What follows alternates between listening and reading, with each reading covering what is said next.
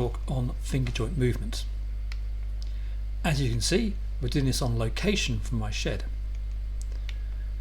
The reason for that is because the anatomy is actually really quite complex. What I'd like to do is just simplify it. Essentially, you've got lots of combined movements of all this combined anatomy from the bony structure of the metacarpals through to the soft tissues, which then allows us to have this combined, fluid, balanced movement of the digits.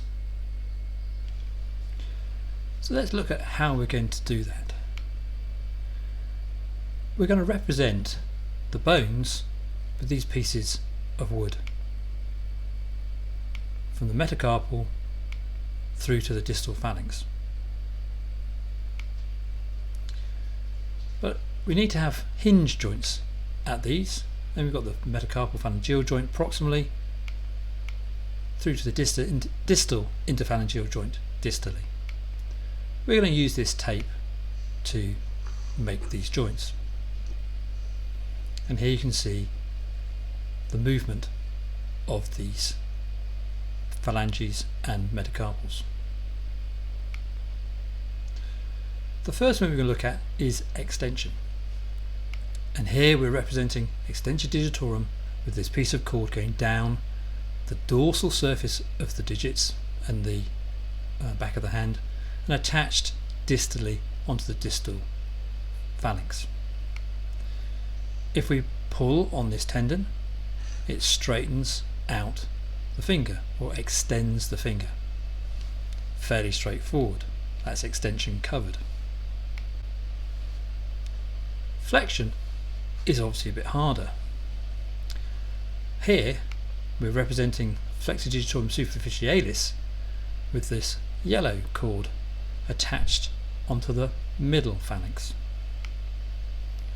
Pulling on that cord will flex the finger. Fairly straightforward so far. But it's not a particularly fluid movement. Flexion is a more complex movement. And here you can see we've added a second tendon, as there is, and this represents flexor digitorum profundus attached to the distal phalanx. And if we pull on these, then we get a slightly better control of flexion, but still not ideal. And you can see here there's a significant amount of bowstringing with the tendons being pulled away from the bone. So if we stabilise each individual joint, and here we're stabilising the distal interphalangeal joint, and pull on flexor digitorum profundus, we just get controlled movement of the distal interphalangeal joint. If we control the proximal interphalangeal joint and pull on flexor digitorum superficialis, then again we get controlled movement to a certain extent. However, we can't go around holding on to parts of those. And again, here as you see here, if we pull them all, you just get this significant bowstringing at the volar surface. Well, it is more complex, and along the volar surface of the digit there are these pulleys. I've represented some of these pulleys with this piece of tubing and some grey tape. The flexor tendons run within the flexor sheath, which has these strengthenings and condensations of fibrous tissues, which are the pulleys. These keep the tendons adherent to the volar surface of the bones, and as you can see, you get a far more controlled movement, but also no bowstringing. So the tendon can work efficiently and also give it more power. And these pulley systems are really crucial. So let's look at examining each individual tendon function. To do this, we need to isolate the joint, and here we're isolating the distal interphalangeal joint, so we're testing flexor digitorum profundus as we did in our model.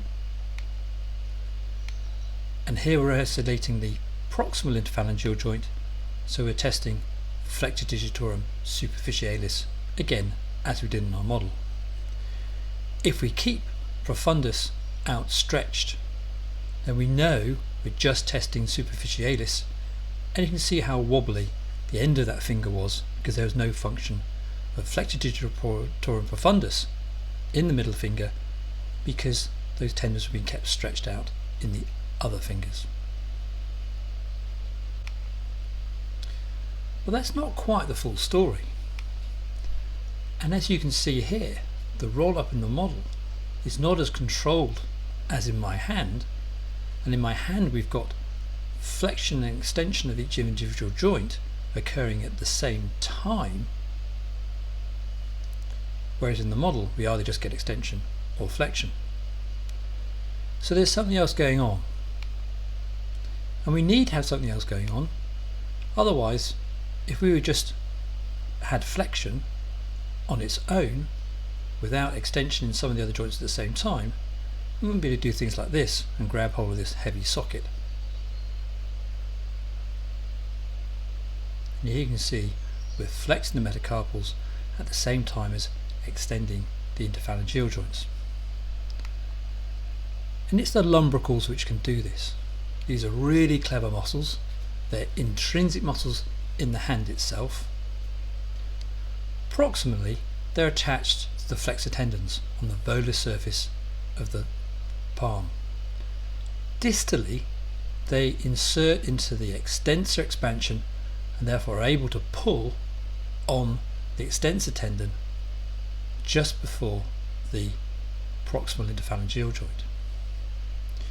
So if they're crossing the metacarpal phalangeal joint on the volar surface, they're going to flex the metacarpal phalangeal joint, but if they can pull on the extensor tendon at the same time, they can extend the interphalangeal joints. This is the position they are on my hand, represented by this black cord.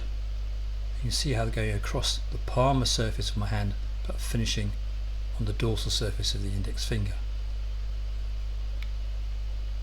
And here they lie within the palm itself, going around to the back. So this is the movement they do. The lumbricals represented by the black cord. If we pull on the black cord and shorten, sort of contract that muscle, you can see how the metacarpal phalangeal joint is flexed, but the interphalangeal joints are extended. And this is the movement we see in my hand: flexion of the metacarpal phalangeal joint and extension of the interphalangeal joints. So that's the movement of the lumbricals, and we can see those together, shortening the black cord, flexes the metacarpal phalangeal joint and extends the interphalangeal joints. Really clever little bit of kit. And that allows us, by combining all these movements of flexion, extension, and the movement of the lumbricals and the intrinsic muscles of the hand, gives us this balanced movement. So instead of just grabbing hold of something, we can actually have this fluid movement and this nice sweeping movement of the digits, so we can control our grips. So in summary, the movement of these digits is a carefully balanced series of movements combining the anatomical structures and movement. And as doctors, you've got to be able to recognise that the loss of any individual one of those functions can affect the overall hand function. So it's nice to be able to identify each individual function. So you can test those individually, and testing the flexure digitorum profundus by isolating the movement of the distal interphalangeal joint, and testing flexure digitorum superficialis by isolating the proximal interphalangeal joint. I hope you found that really useful, and certainly we're going to be covering similar sort of anatomy when we talk about the grips. Thank you.